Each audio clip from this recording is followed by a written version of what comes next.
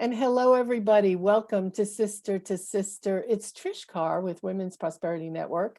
And each week we bring you stories of women of color and what it's like to deal with racism in their lives on a regular basis.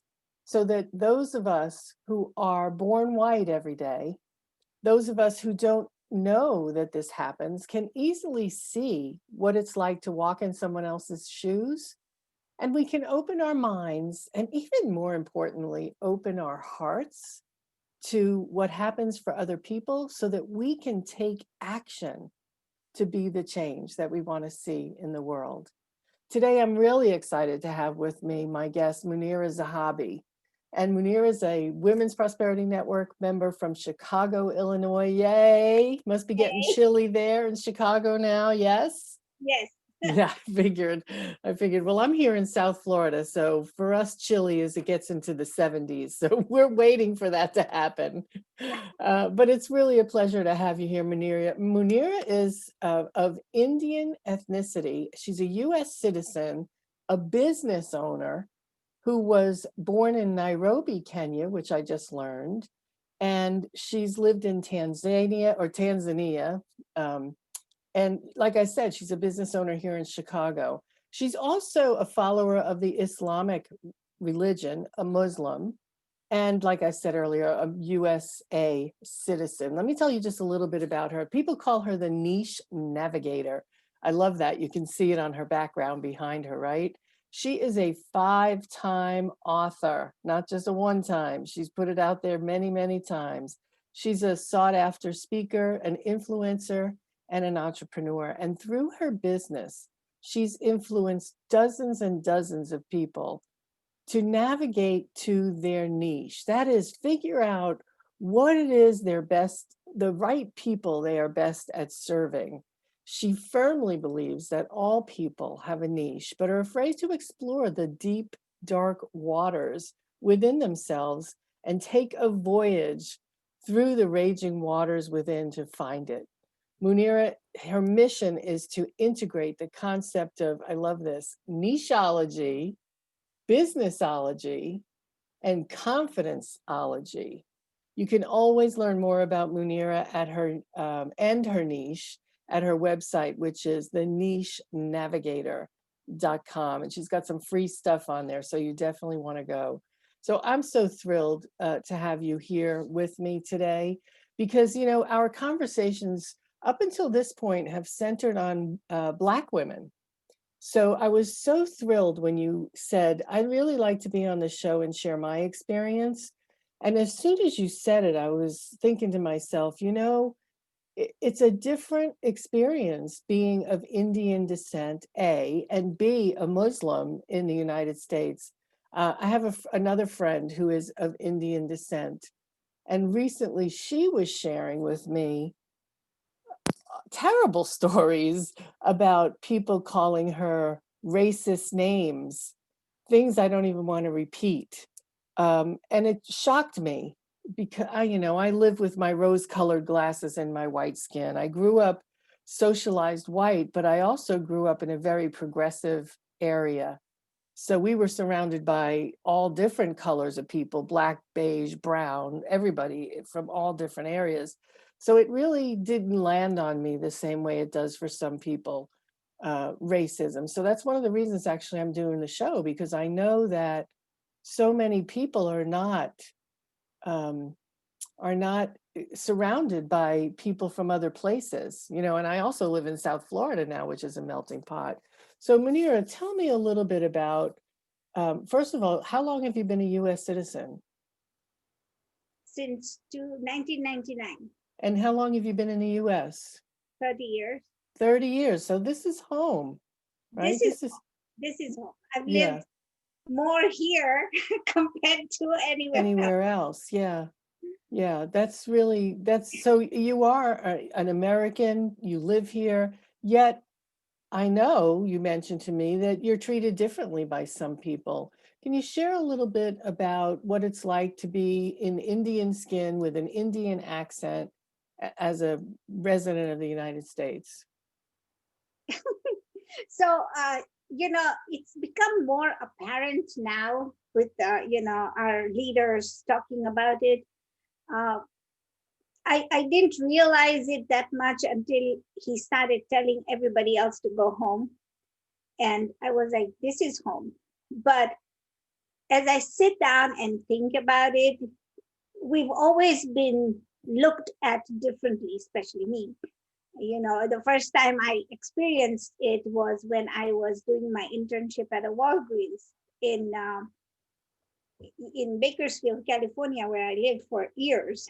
And when I was there, the pharmacist in charge was a Indian man. His technician was an Indian woman, Jyoti, and then I was an intern who was also from Indian descent. Now, I don't consider myself Indian because I consider myself African because I lived in Africa. I was born there, and 4 generations of my grandparents were from Africa. So we have the ethnicity and the habits and the food, but I just call it ethnicity because where home is where I put my head to sleep, right? And there was a Chinese man who came in and he wanted his medicine. And I handed him a partial refill because his insurance would only cover that amount. So I gave it to him. He looked at the bottle and he literally picked up his hand and slapped me so hard that my glasses, at that time I used to wear glasses and my glasses fell off. I mean, you can see the look on surprise. I'm shocked. And he goes, all you Indian people are in pharmacy. Have you even thought about the fact that you shouldn't be doing this job? And I mean, it's nothing to do with us. It's the law of and the protocol and policies of the insurance. But he doesn't understand that because you always get mad at the person in front of you. I never wanted to work retail again. Never, right? But the thing is that he was just mad because he wasn't getting his painkillers at the same time. We could have done something else for him, but this was my job was to give him medicine.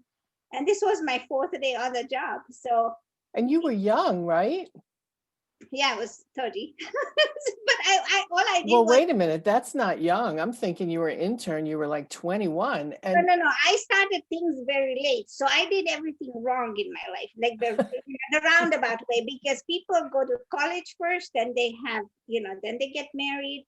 I went and got married at 15, then I had kids, and then I went to college, and all the good stuff happened then. gotcha. It's just shocking to me. I wonder if he would have slapped a 30-year-old white woman. I don't know, but and immediately, Mr. Kirkland, who was the manager of the store, was called, and he came in and he diffused the situation, but that left a very good imprint on my life. Yes. So I always thought that it was different. The fact that I speak several languages, and I can revert back to different languages at any given time when I'm having a conversation with an English speaking person, and then somebody who speaks Hindi and somebody speaks Urdu and Swahili. I can revert and have 4 different conversations at the same time, and that's how I was made.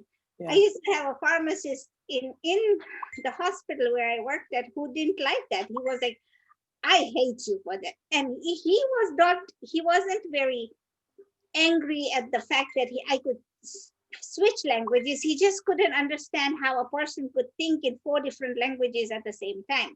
So his hate was from jealousy that you can do this and I only speak English and I can't do this right. Well, and you think about it, I hate you is pretty strong. It's a strong expression. I saved that for Hitler. That's one of those words. Yes, it is a very strong in this thing. But we always are looked upon differently. I mean, if you looked at, an Indian is an Indian at the end of the day, wherever you were born or whatever, you look like an Indian, and it's like a duck, right? But if it quacks Right. like a duck, then it's a duck. So most Indians are in the IT industry and they're in the medical field and engineering industry. And you talk to anybody, we are in that industry. I'm not saying that Caucasians and Black African Americans are not in that industry. There's just not too many of them. Yeah, it's a And when you prevalence. are, it's not that prevalent. Yes, absolutely, absolutely. And I loved the distinction you just made, that I think of myself as African, not as Indian, right? It's the same thing as me thinking of myself as an American as opposed to Irish. Yes, Same thing. But we lump people and put them all in the same bucket. So she has an Indian accent, right? That's what you hear. So she's Indian, right? When in fact she believes she identifies as African. That in of itself was like a big light bulb moment for me. Thank you for that. no, even if I say, my heart swells up when a Kenyan wins a marathon, and the flag of Kenya is seen. I mean, I've lived equal amounts in Tanzania and Kenya, but Kenya is where I was born. That's where my childhood roots are. And then I Yeah. was uprooted and taken to Tanzania. Not that I don't love that country, because all of the countries are the same, but my heart swells up. But USA has just given me the tools and allowed me to flourish more, because if I was back home, I would not be the person I am today. You know, the thinking back home is like, if you are older and you have married kids, now you can shrivel up and die. Your life is done. Oh, And that's the thinking. And I came with that thinking until I realized that people go to school at night. I mean, life doesn't end when you have kids. You can create more possibilities for you, and this country allows that. It is such a wonderful country. And if you understand that concept, you can do anything. Like, I wouldn't be talking to you in front of you in this modality, if you will, if I wasn't an American. I would think, oh my God, I have to go on TV and talk to somebody else. Oh no, right now I yeah. say, whose life can I go impact? Well, if I can do it, you can do it too. When I came to America, people were like, you have such a wonderful story, you should write it down. And I'm like, doesn't everybody have a life like that? you know No. no, And not they everybody don't. takes up the pen and writes it down either. So this country is home. It is where I feel very, very comfortable. I have lived in different countries. I've lived in different states, but now I am in Chicago. I don't know where life is going to take me. The winds of life will take me, but wherever I go next, it's going to be home. But this is home right now, and this is where I plan to be for the next few months or years, or whatever Well, God has you planned. know, I love that you're talking about the opportunities that are available as an American citizen living here in the United States, that it changed your thinking to possibility thinking as opposed to a narrow way of thinking. So Yes. we both agree this is an amazing country to live in. It really is. And yet, as a woman of color, I know that you've had challenges, obviously, slapped in the face at Walgreens. And, when we were talking about your experience, the first place I went was, what was it like to be here in the early 2000s, especially after 9/11? Because I remember I have a friend, his name is Sam, and he's actually Israeli. He's an Arab Israeli, and his name is really Osama. So everything, his birth certificate, his driver's license is Osama. So imagine what it was like for him after 9/11, when everybody knew who Osama bin Laden was, and all of the noise happening about the Muslims and how horrible they are, and they're all about jihad. What experiences did you have around that time, and do they still exist? Sometimes they do. So when I first realized that 9/11 had happened, I was completely clueless. I woke up, I took my kids to school, and then I went to the hospital where I worked at. And as I entered, I entered from the back door, and when I did enter, there was a janitor there that I met every single day. He and I were, he would come and clean the pharmacy, and so we were on cordial terms. And he looked at me, just he seemed like he had been crying. He looked at me and he said, "You're a Muslim, aren't you?" And I looked at him and I said, "Yes." And he said, "You did this." And I was like, "Did what?" "Like you don't know." And he walked away. I truly didn't know, truly. And then I was supposed to work in the chemo room where we had a physician, Dr. Royce, who wanted his items. He worked with patients who had a certain disease, and he needed his IVs ready at a certain time, and you couldn't be late. Or he came down and ate everybody up. So I needed to do that. So I walked in, but as I walked in, we had a waiting room, and there was a crowd because in the waiting room was a TV. Everybody was standing there, people were crying, and I didn't understand what was going on. And because my job was my priority, I walked into the pharmacy and I started doing my work. I was alone in the chemo room, and then I had a friend who lived in LA, somebody I have never met in person, but he called me. He found the number, he called me, and he said, "Munira, go home." He was a Caucasian guy, and he said, "I need you to go home." And I said, "Why?" He goes, "Haven't you seen what's happening?" And I said, "No." He goes, "Go watch the TV." And a year or so before that, the US embassies in Kenya and Tanzania were bombed in 1998. And I had gone to Kenya for my brother's wedding in 1999. I was there for only 2 weeks because I'd left all my kids here with my husband. And when I had gone in Kenya to see, the embassy in Kenya was right in the city center.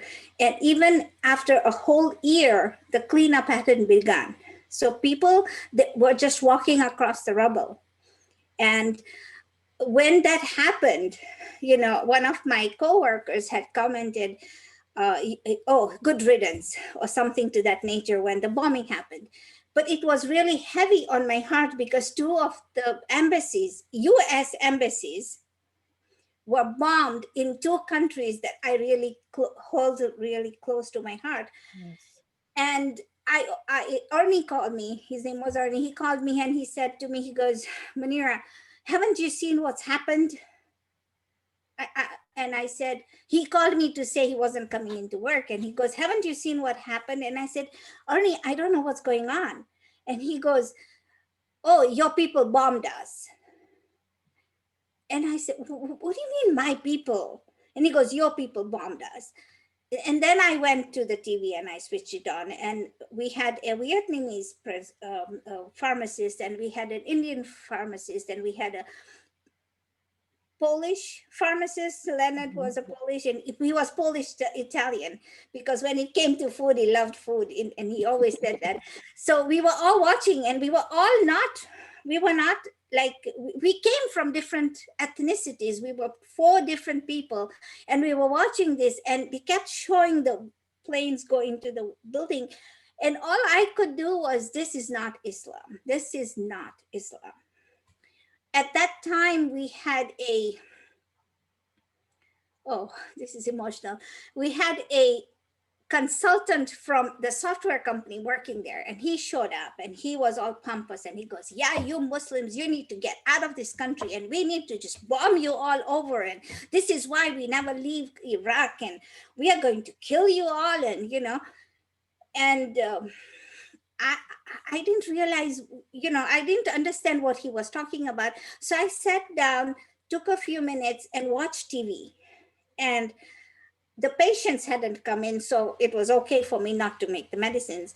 But I realized that what they were showing on TV, and that this really did happen, but the people who are following this path of destruction and hatred are not reading from the books that they should, and they are taking the meanings completely absurdly.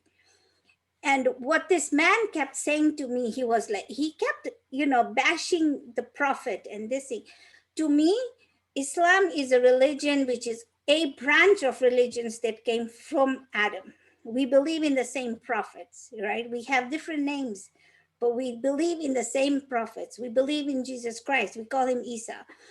But he didn't understand that. You guys this and you guys this. And I said, then how is it that you haven't yet done anything to Timothy McVeigh when he did the bombings in Colorado? And he didn't have anything to say. I said, he was a Catholic. How come you haven't condemned him? And the whole Catholic religion as a result. I said, one bad apple doesn't make everybody a bad apple. And you need to realize that. I mean, this became very heightened.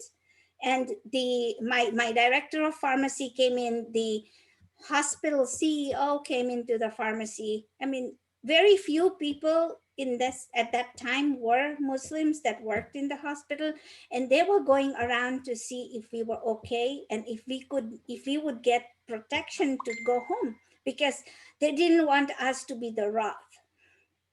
And we got a letter of apology. I told the man, I said, you need to go take some religious classes before you start bashing out. And I know you're angry and you're just speaking out because you're angry. But the fact remains that you don't know the facts. So understand the facts first before you start bashing.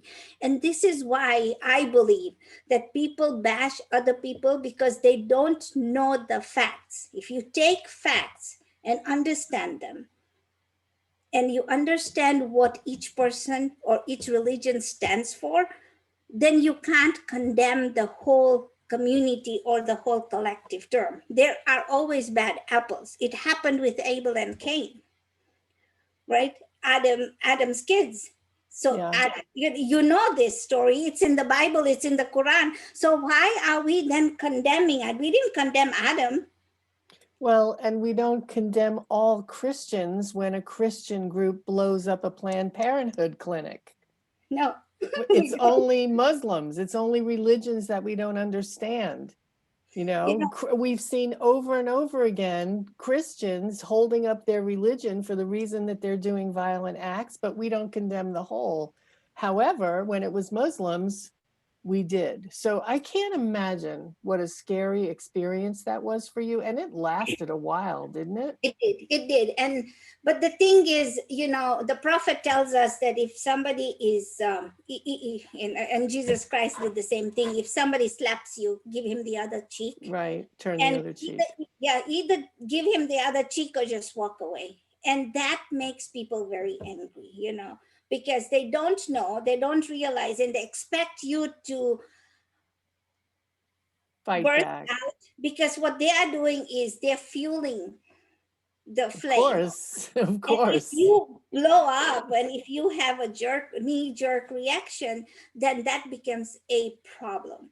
So, walk away. I mean, I'll tell you what happened this Saturday. I was wearing the veil. I was going for a religious ceremony. So This past week? this past Saturday, yes.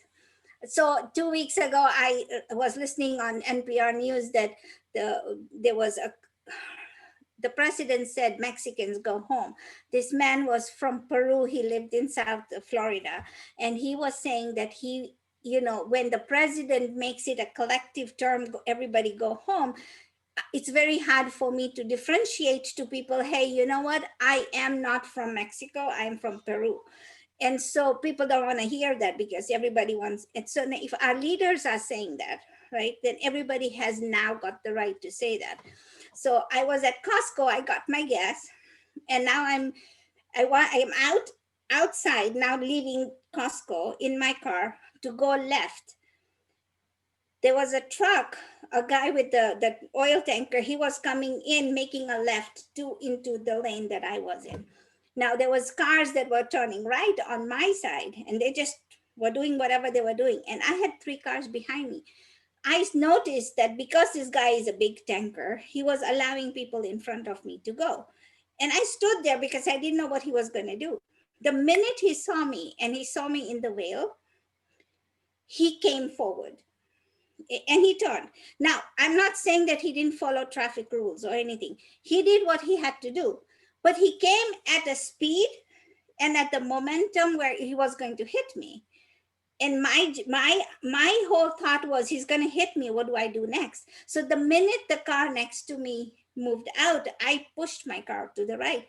And as I did that, he he rolled down his window and he started just talking, using words of profanity. Go home, that's what I could hear. And I was like, I sir, am home. this is home. But I didn't say anything. The guys behind me, because there were four cars behind me, he would have had to wait anyways to make a turn into the gas station. Now, Costco is a busy place, especially Yeah. on Saturday. But the thing is that when he did that, the guy behind me came out of the car. He got out of the car and he goes, I see him just, giving him looks with his hands like this. And I could hear this man saying, go home. Now, I could have either got out of the car and confronted him, but it wasn't up to me to do anything. I just walked away. I just took my car. I didn't turn left, but I turned right and went the other way to find another way. Well, But it happens, right? So because our leaders are making such statements, it gives the right to the other people to hurt other people, right? And they don't realize that we too, the government doesn't say, because you're a Muslim, you are exempt of taking paying taxes, or because you're a Muslim or you're from another country, you can't pay full taxes, or we'll give you this thing. We are held at the same standard everybody else is. Then why are we not held, when it comes to laws and everything else? Why are we not looked upon as people that stand together in solidarity? you know we are people, we have feelings. And a long time ago, I realized that if a black person, or white person, or blue person, a yellow person, a brown person gets cut, we have the same organs and we have the same color blood. It's red. absolutely. Absolutely. I'm so, it hurts my heart to hear what you go through and that you continue to go through. I mean, first of all, the whole 9/11 experience, people who were in your life as friends, I mean, they may not be your best friends, but they were people that you worked with, to turn on you like that. You did this, you people did this. I mean, we put people in a bucket. And the other thing that hurts my heart is that what you're saying is true, that when our leaders are putting people in buckets and inciting violence, which is really what's happening, it's got to be a scary place for you at times, Manira.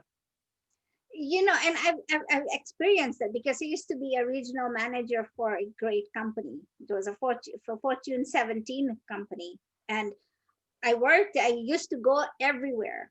One of my territories was a hospital here in Chicago, in Illinois, and I would go there. And one time, the director said, okay, let's all go for lunch. And I made sure that the salad, we'd gone, I think, to Panera, and asked the lady, I said, make sure that it doesn't have any pork in it. And she said, yes, it's got no pork in it. And I'm fine with that.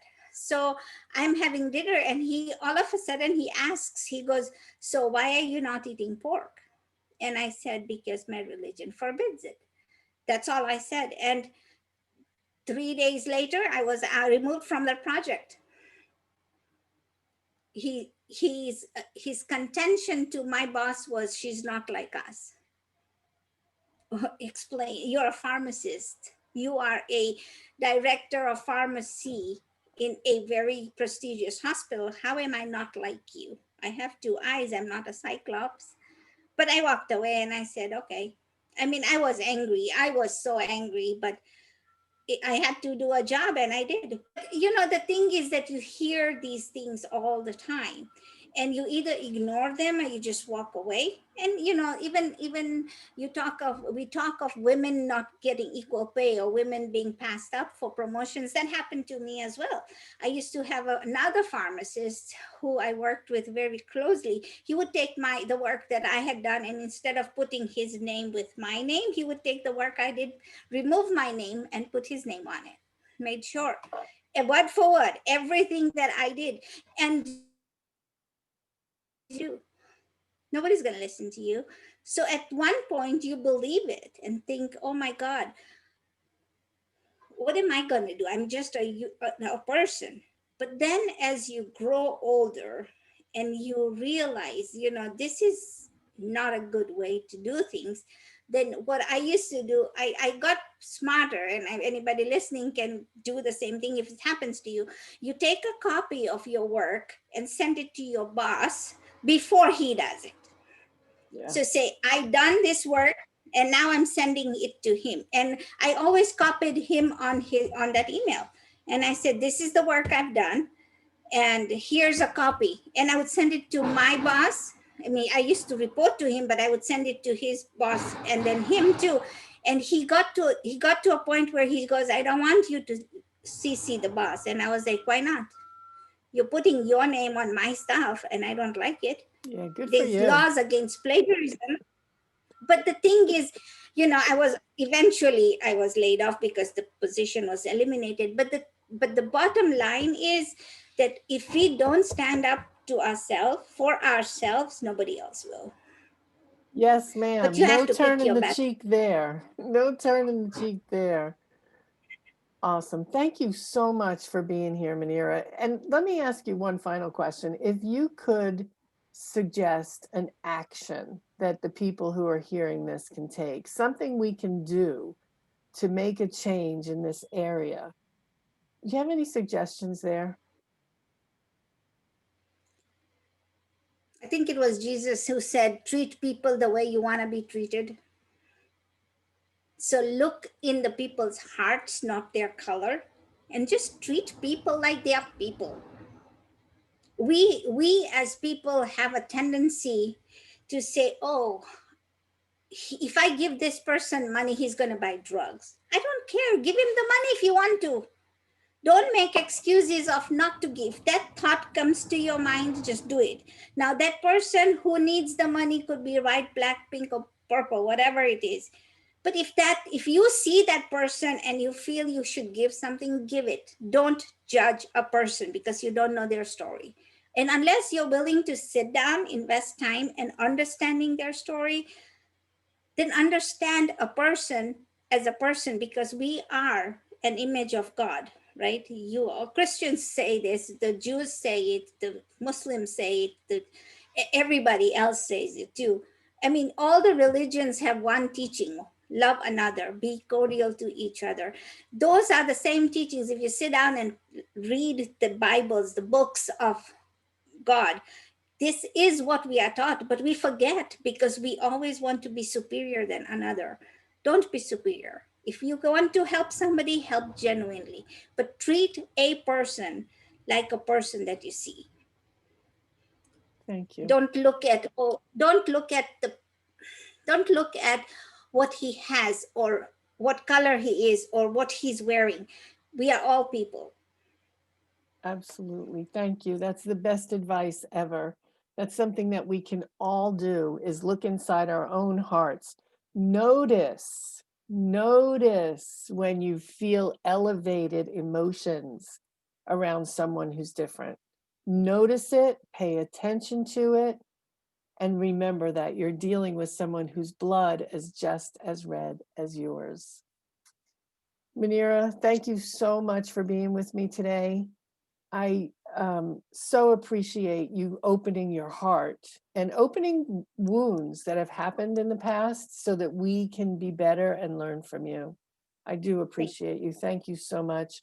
Make sure you you. connect with Munira at thenichenavigator.com and here on Facebook. She's amazing, an amazing woman who makes a big difference for people's lives. So thank you for being who you are. Thank you for being with me on the show today. Thank you all for watching, and let's go out there and be the change we want to see in the world. This is Trish Carr for Women's Prosperity Network. See you again next week. Keep smiling, everybody. Thank you, Trish. Thank you.